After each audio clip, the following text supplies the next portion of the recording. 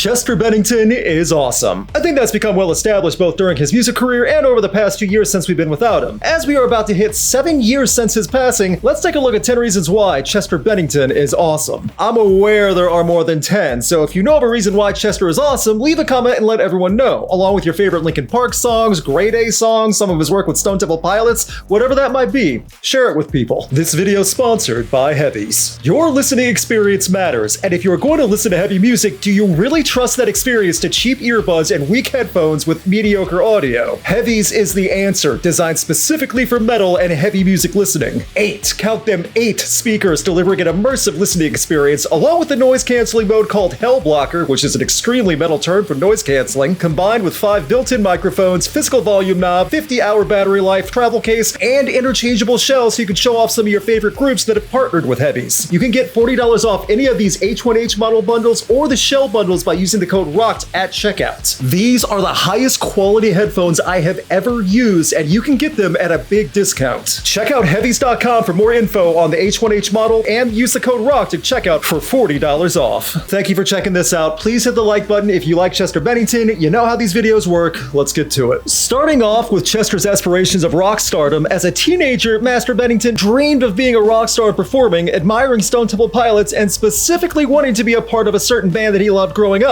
That band? Depeche Mode. Not what many people would expect looking back, but as Depeche Mode did their own thing in rock and alternative without following trends and subgenres, that must have spoken to Chester as a musician along with the goth house music. I've been a Depeche Mode fan since I was this big, and my first dream of being a musician was Depeche Mode flew a jet into my school and landed in the playground, came out and announced to everyone that they came there to pick me up because they chose me out of everyone in the world to be the 5th member of Depeche Mode.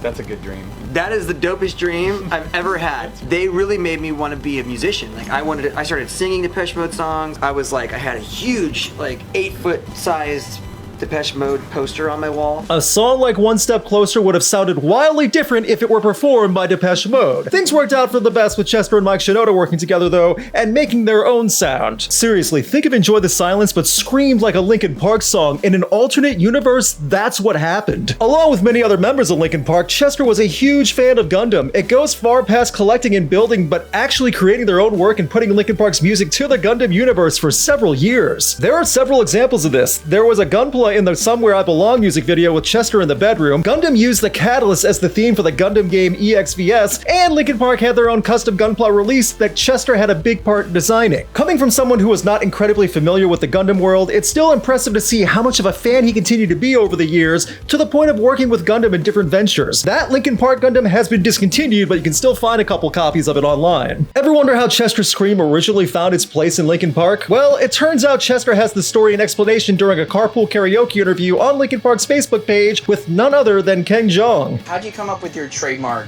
scream? You know, it's kind of a funny thing. One day we're in the studio and we're working on a song, and Mike was just like, "Do you think you could like just scream like this like thing?" And I was just like, you know, like kind of like, "Rah!" And he was like, "Yeah, can you just do that all the time?" You know what I mean? He just screaming. Screaming? Yeah, scream singing.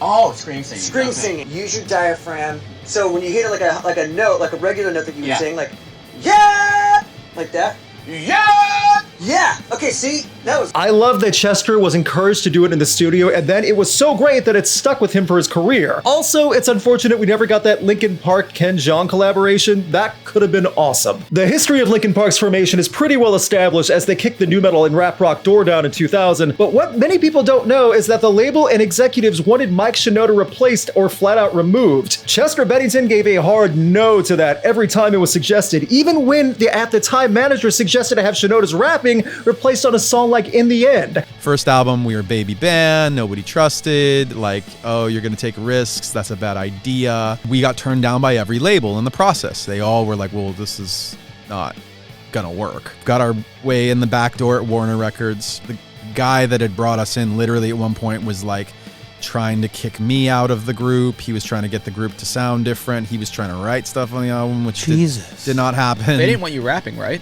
Yeah, at one point he suggested, dude, my favorite suggestion ever was he had met some like reggae dude from New York that he had suggested replace me What? on In the End. No I'm way. not joking. Can you imagine In the End with by the guy that was anyway.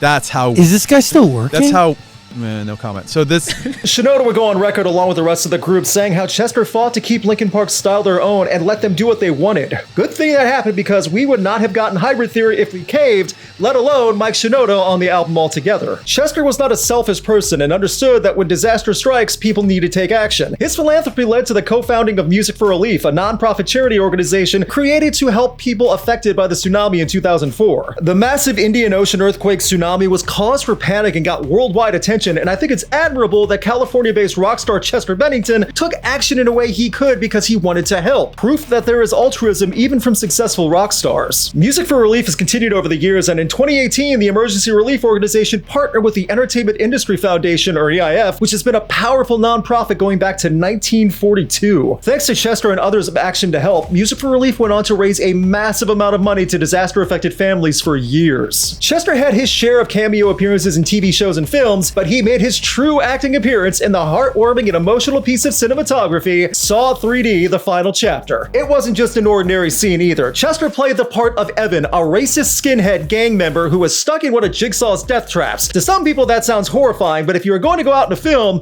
go out in an elaborate multi-person death trap as a character that deserves it. Or I'm sure that's how Chester saw it. I clearly cannot show the whole scene here because YouTube would copyright claim and take down my video for being too gruesome, but Chester was beyond excited to play the part when working with the director and team, as it was one of the more elaborate and evolved scenes, not to mention Bennington got to flex his acting chops. I do wish we would have seen more of Chester on the big screen, but at least with this scene in Saw, he sent a powerful message. If you are a terrible racist skinhead, you will eventually be punished alongside other awful people in terrible ways.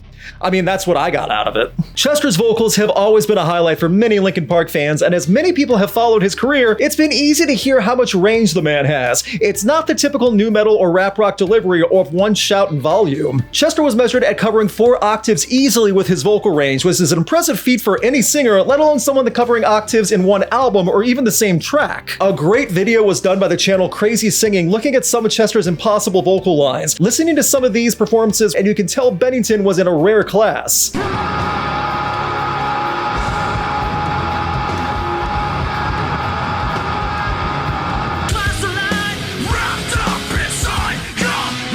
I know there are going to be people who can list off other singers that have a 4-octave range or higher, but when you have someone with a distinct delivery and can pull it off in every style, you know you have something special. Years ago, I posted a video talking about when bands stopped shows to save fans. Linkin Park was an excellent example of that, including Chester Bennington. It wasn't a one-time occurrence either, when Chester would stop the show for someone's safety. There are several examples of this, but with Chester at front stage, he definitely had an eye out for the fans in action on the floor. Hey, yo, hold up. Yo, we got a little problem up here. Pick him up right Everybody now. up. Hey, yo, man. We know we've been stressing all night about being cool, and this is the reason why. Let's go over it one more time. When someone falls, what do? As the age of every show being recorded with a cell phone, we see that sometimes there are musicians that don't care enough to stop a show for someone being hurt. Meanwhile, here's Chester stopping a show at any point for years of his career. Along with Linkin Park's cherished and celebrated live performances, Chester is part of the rare list of rock stars that got badly injured during a concert and continue to tough it out live. A little pain sometimes adds fuel to Chester's vocal delivery. It was in Australia during the song Paper Cuts where Bennington fell with his arm stretched out, palm open, and all the weight and force led to an instant broken arm. It must have sent Chester into shock when it happened. The band figured the show could stop, but Chester's famous words, well, it's going to be just as broken in 90 minutes from now, so we might as well play. What's the whole different kind of pain? If you want to call it Chester is pretty sure he broke his wrist a couple songs ago. So hang on 1 second, we're going to ice this up. He said he can probably still play, okay? All right. I went up the stairs and went to do my jump. I fell straight back and landed right on my wrist. I'm not sure if this is broken. I'm an idiot. Not only did they finish that entire set, but Linkin Park made it through the entire tour of Australia, going up to South Korea, Hong Kong, and Japan as well. Show must go on, even with an arm in a sling. Another tour, another trip to the emergency room.